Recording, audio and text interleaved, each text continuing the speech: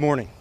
And as you guys know, Ken was a part of 3 Super Bowl teams back to back to back. But what he talked about today wasn't about the Super Bowl teams. It was about the lead up to that and what these 40 days are like in between, from the, what you would call the end of the minicamp into what the start of that next is. And he talked about that love, that connection, the work. He talked about being some hungry wolves, and knowing that that's where you make the difference, that you will not let one another down. I thought it was such a powerful message by Ken. You can always count on him for that, but it was just his life experience. He saw some similarities of him coming up with this group bonding together, and we had him share that with the team today, so it was excellent. A lot of people would say this is as the end of the offseason program. In a lot of ways, I see it as just our beginning and what we can be about and what we have.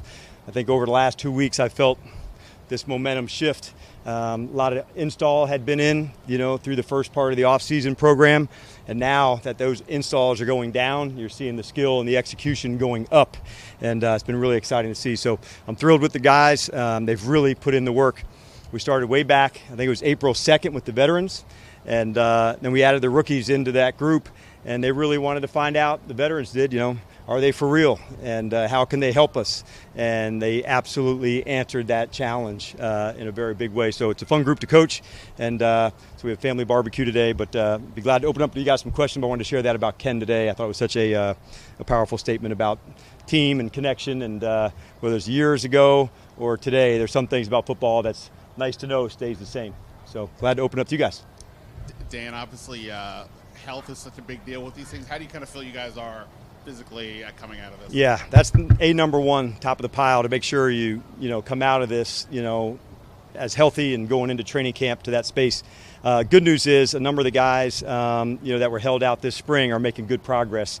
Guys like Johnny Newton and F.A. and others, to make sure they're hitting each mark along the way. So we're hopeful, as we get closer to camp, we'll have a better feel for, who's able to really get started right off the bat. But I'm really thrilled with the health of the team today. And with the notion of the installs in and the execution going up, like just for Jaden, how have you kind of seen him progress this week in light of Yeah, he's if you've been around the building or asked anybody in the building, one of the things that I love about him, he's got this demeanor about the execution, about the confidence. He's got a swagger to him. He really has a very firm handle on the things that we're doing, but he also has the humility of a young player. And so I thought, what a cool combination to have this presence as an older player, but yet the humility of the new and younger player, knowing that he has a lot to prove. And I thought, well, what a rare and really cool combination that is. And we talked earlier about the quarterback room, what that's like for Marcus in there, and those guys. They've had some similar journeys, and being able to share that, I think, has been really powerful. I know they both enjoy each other's company a lot and spend a lot of time together. So I thought, what a good person for Jaden to be around in Marcus. Marcus has the competitive fire and the humility as well. So there's a kindred spirit, although the age is a little different. There's a lot of similarities with the two of them. Hey Dan, with Jaden, where do you see sometimes where he maybe is a little bit ahead and other times where it's like, okay, he's still a rookie? I think it's the execution. And the reason I say that is there's not usually I need that call again, I need it again, or you're asking, in the headset to go. So in the huddle, the clear communication, I listen to every call that he makes. And so the IDing of the protection. So I would say he's further along, than you probably should be.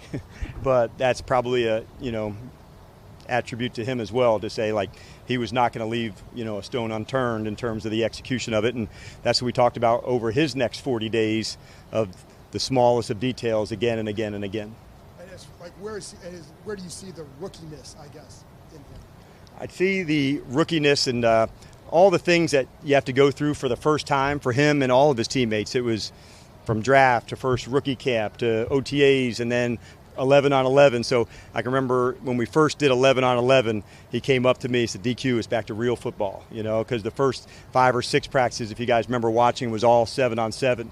So maybe the excitement is where I see the rookiness, the urgency, the energy that goes along with that, how damn excited he is to get going. So I remember coming after that practice, he was so excited because everybody was there, linemen, the whole thing. And so I'd say maybe that's the rookiness in the very best of ways, of just energy for it. it's been cool to see the energy of these guys. They found they can work really, really hard and have a really good time together doing it. And that's what I'd hope to see accomplished, and we're certainly seeing that. Dan, how far back does your relationship with Ken go to, and why was it important to bring somebody in even for off-season and talk to them? Yeah, I love Ken Norton. I really do. And our relationship goes back to 2010. And so we got connected at the Seattle Seahawks. So 2009. And I'd been a defensive line coach. He was the linebacker coach. I left after that season and come back to Seattle 2 years later, and to have him, right alongside of me as the defensive coordinator, it was really impactful for me.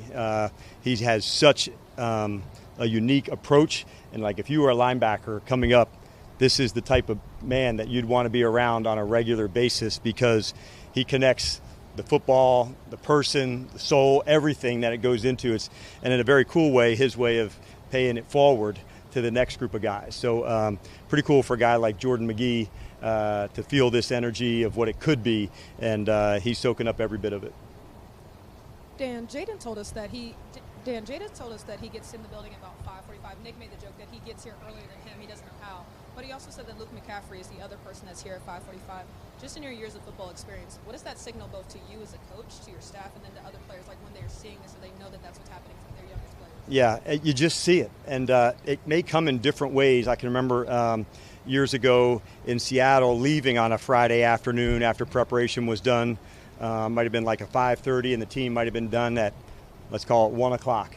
And I heard some music coming from a meeting room, and in there watching was Earl Thomas. He was by himself, but he wanted to go through it again and again and again. And so I remember moments like that for players who will find their own routine and their own process. Sometimes the early morning time is the best. There's no distractions. There's nothing else that other than just that time to go. So I think it's really important for every player to find that process, to say what works for me. So we were talking about like Jordan McGee earlier. We're not saying you have to use Bobby Wagner's process, but you have to recognize what his is and make that true for you. And I think Zach Ertz and Bobby have embodied that for a lot of the players here, to say, okay, I see what that consistency looks like off days, on days, early mornings, late nights. So that's what it says to me. He's finding that routine that works for him. And fortunately, he took that step at LSU as well, to come in early, find extra time, and knowing that has worked for him, it's happening again. Over the course of your career, you've worked with Russell Wilson and obviously the Matt Ryans of the world, so you've had a chance to see their process as well too. How does it precipitate on the field? Like what levels of trust, like how much the players are willing to go the extra yard for those players? Just where do you see all that stuff happening? Yeah, I was super fortunate from the last, 10 or 15 years, from Russell to Matt to Dak. And I would say the best of the best are not only worried about their own performance, but coaching others, what they saw, how it is, the smallest of details. And I certainly saw Matt do that, with the receivers, with the tight end.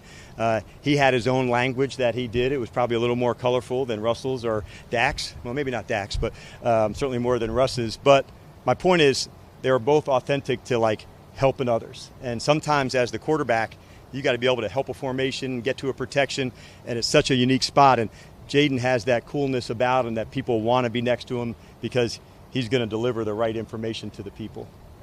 You're welcome. Early on in camp, Marcus Mariota was taking most of the reps with the ones. As we've gotten a little further in minicamp, it seems Jaden is taking over. In your mind, is Jaden the starter, and do you expect as we get to training camp that he'll get most of the work with the ones? Well, in true competition, that's why we set it up as we did, to have Marcus have some and Jaden to have some. So no great declarations other than like being true to who we are. As competitors, there's no doubt that Jaden's making unbelievable progress here, and we'll have a really fun camp. But he's earned that opportunity to go compete. We wouldn't have given him those spaces and those times and those reps if he hadn't. But it was really clear that he's put in the work and he was ready to do that. So it was by intention for sure that he was able to do that. And, Coach, part of that competition, we're seeing you guys roll out a lot of different combinations of linemen. Yep. How deep into the calendar are you comfortable right now until you make that decision on who your starting five will be? Yeah, I don't have a calendar date set, that I've circled. It has to be by this time. I don't want to, if it's you see it, you do it. And but certainly at the line of scrimmage on both sides, we all owe it to ourselves to take that process all the way through. And fortunately for us, we've planned ahead as we're going into practices. We have some other scrimmages against other teams. So we'll have some opportunities that will be really beneficial for the big guys. And we'll take them all. And then can you talk about quarterback Sam Hartman, kind of what has stood out from him to you so far? Yes, and I thought Sam, we had just a good visit with this morning about the things that he's going to work on, heading into it. So some of our post-practice stuff has been devoted to the youngest players who may not have got a lot of reps early on. And so for a guy like Sam to know that these reps are coming, I'm going to be ready for those, and he's absolutely ready to deliver on that. So it's been an excellent addition. It was great to hear from a coaching standpoint how some of the veterans have mentored him, not just in the quarterback room, but he wasn't expecting that, and so he had heard other stories where it's not as easy for a rookie to connect. And so for guys just to say, come on, let me show you and how to do that, knowing what they would have given almost anything to have somebody do that to them. I love the humility of some of those guys who are the older ones, say, these are my younger brothers, not pledges. And we're here to make them better. Coach, B-Rob and Austin, they both said that there's definitely a competition there, but it's a healthy competition. How much of that is your MO, that let's not make it about trying to take somebody down, but to push each other up? Yeah, and I think that's why you saw some reps also, that you saw them both out there together. And, so it's pretty rare that you have guys with unique stuff and unique talents that are not cookie cutter, same as. And so to have that kind of balance, I think as an offensive play caller and as a head coach, more things even open up to you because of that. But these are elite competitors. And, man, are we fortunate to have them both. Jaden said yesterday, the 6 weeks, quote, off. I'm not going to be off. I'm in football mode. You'll take a little time off. How much can you stay away from the game, or will you? Yeah, I think you have to some. For the players, it does work out a little bit different for the calendars. It's harder for the rookie player because their off-season wasn't typical. So their first calendar as a rookie, it's hard. So we do have to find small breaks because the times that we're together, they are intense. And so clear that space and then go back to it. So knowing that in these 40 days or thereabouts, there are certain work-ons, as we're going to call them. How do you put that plan together to make sure when you come back, those things that you said you were going to do to close the gap, you've stood in that gap and you filled it. And so each of them having a specific plan is important for that. It's important for the coaches, too, to recharge the battery and make sure as we're coming to camp, we're really ready to give these players our best. And that's what it's all about. Dan, we talked so much about the offense. On the defensive side of the ball, have any of these guys surprised you, really made an impression? Maybe they're able to do more than you were expecting? I think just seeing this collective rise as the whole group, you've heard me talk about ball skills a lot, and they've really put that type of work in to find that. And thinking like an example of that was Quinn yesterday to make a fantastic play. Those don't just happen, so you have to put the work in, to create takeaways, also the catching in those moments. So that alone I've been impressed by from where I saw us at the early part of the off-season program to where we're at now. I feel some identity coming along with the group, and Joe's done a really fantastic job, him along with the assistants, of helping support that identity. We're going to have a pretty deep crew, and Adam and I are going to have some really tough decisions from rosters months from now based on the work that the guys are putting in. You've always kind of used versatile players in different spots. Has anybody emerged where you look like, all right, that guy can be a linebacker, he can also be a pass rusher, maybe he can help us on tight end coverage, all those sorts of things? I would say some of what I was hoping to see, I did, and maybe that's with Chin. I would say it's been good to see Martin, some down in the box, but some as a middle field safety. Luvu, although I knew that was a part of his game, I'd say it was probably even stronger than I thought. So those would be some, that jump out to me. And then on the offensive side, we've worked, some receivers who could move into the backfield and vice versa. So, it's an ongoing process, but sometimes you just try it, take a look, and not. Same thing with the kick return.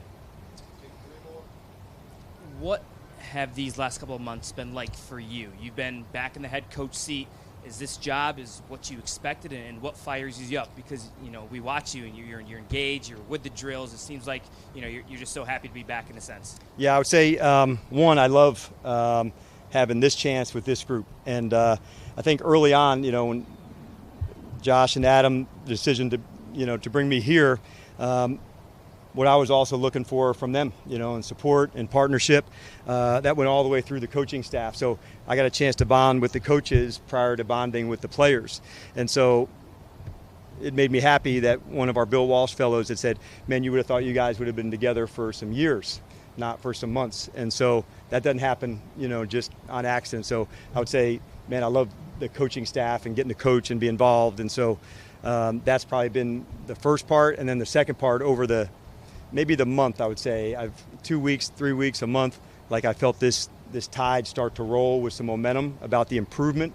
And I felt like that's why it might be the end of minicamp, man. Like I feel like our foundation is starting. And so like we're about to go for it in a very big way, and it's cool to see the shift take place. So the players go away for 6 weeks, rest, recharge. Man, you guys are getting the vacation longer.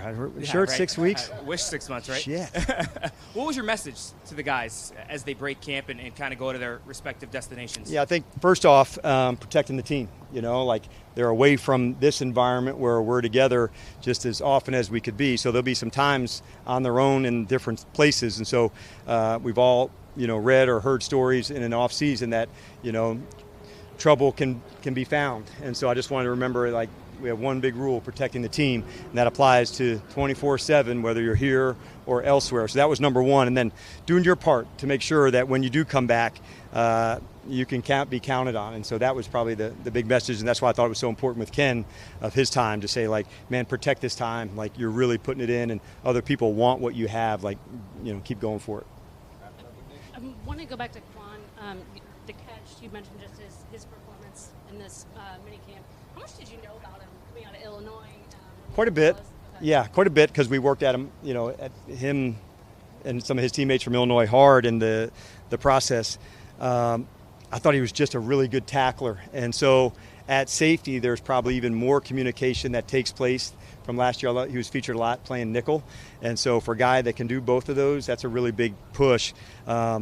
But, man, I'm really excited about what he is, what he can be, and I just feel like he's one of those people. I'm feeling this momentum take place for him to ride this big wave in, because he's just gaining confidence in this new system, and that's really important to do that this time of year. So then the month of training camp, that he's really ready to apply it. And with the kickoff rule, Larry Izzo was saying how much he's been thinking about it, obsessed with it. I know there's still a lot of experimentation, but do you guys feel like you have a common grasp of it and what you want to do there? I'd say much stronger than months ago when it was first introduced. Landing zones, touchbacks, what types of kicks, what types of returns. So the preseason will be big too. We have a couple of practices, so we'll get not only in the preseason games, but some practices. And what we've done here over the last couple of days, we just split the team into two groups. You were a kickoff one day, the next day you were a kickoff return, and just tested different ways and different things. So it was also nice to have the officials here, because where do they stand? How do they officiate it? So two-part, us to get reps, but I also wanted to provide an opportunity for the officials who are here. This is their first take, and you don't want anything first to be in a game. All right, thanks, Coach. All right, you guys have a great summer, and we'll see you when you get back. Yeah, you guys are a hell of a deal. I'm going to come back to you guys.